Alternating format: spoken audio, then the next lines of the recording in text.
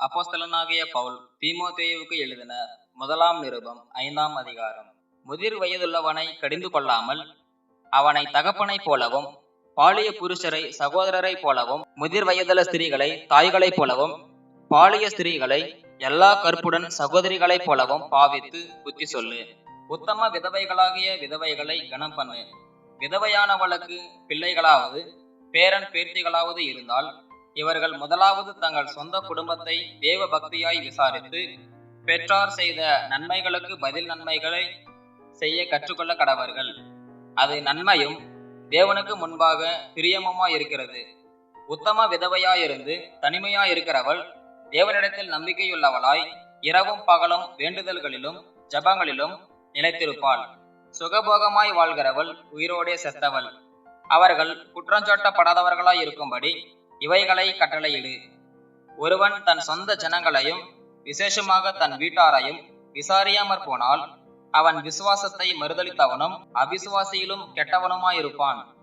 60 வயதுக்கு குறையாதவளும் ஒரே புருஷனுக்கு மனைவியாயிருந்தவளும் ஆகி பிள்ளைகளை வளர்த்து அந்நியரை உபசரித்து பரிசுத்தவான்களுடைய கால்களை கழுவி உபத்திரவப்படுகிறவர்களுக்கு உதவி செய்து சகலவித நற்கிரியைகளையும் ஜாக்கிரதையாய் நடப்பித்து இவ்விதமாய் நற்கிரியைகளை குறித்து நற்சாட்சி பெற்றவளுமாயிருந்தால் அப்படிப்பட்ட விதவையையே விதவைகள் கூட்டத்தில் சேர்த்து கொள்ள வேண்டும்.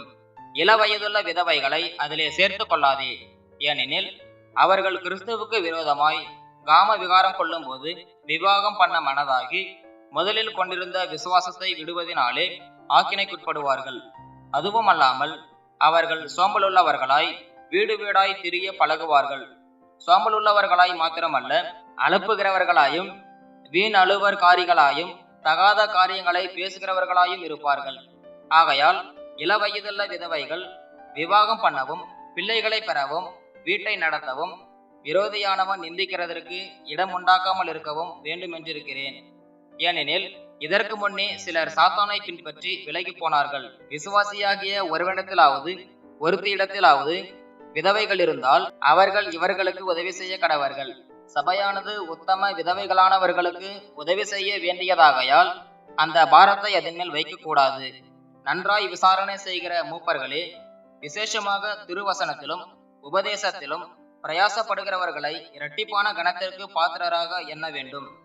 போரடிக்கிற மாட்டை வாய்க்கட்டாயாக என்றும் வேலையால் தன் கூலிக்கு பாத்திரனாய் இருக்கிறான் என்றும் வேதவாக்கியம் சொல்லுகிறதே. மூப்பனானவனுக்கு விரோதமாக ஒருவன் செய்யும் பிராதை 2-3 சாட்சிகள் இல்லாமல் நீ ஏற்றுக்கொள்ளக்கூடாது.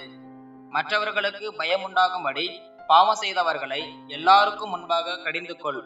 நீ பட்சபாதத்தோடே ஒன்றும் செய்யாமலும் விசாரிக்கும் முன் நிர்ணயம் பண்ணாமலும் இவைகளை காத்து நடக்கும்படி தேவனுக்கும் கர்த்தராகிய இயேசு கிறிஸ்துவுக்கும் தெரிந்து கொள்ளப்பட்ட தூதருக்கும் முன்பாக உறுதியாய் கட்டளையிடுகிறேன். ஒருவன் மேலும் சீக்கிரமாய் கைகளை வையாதே.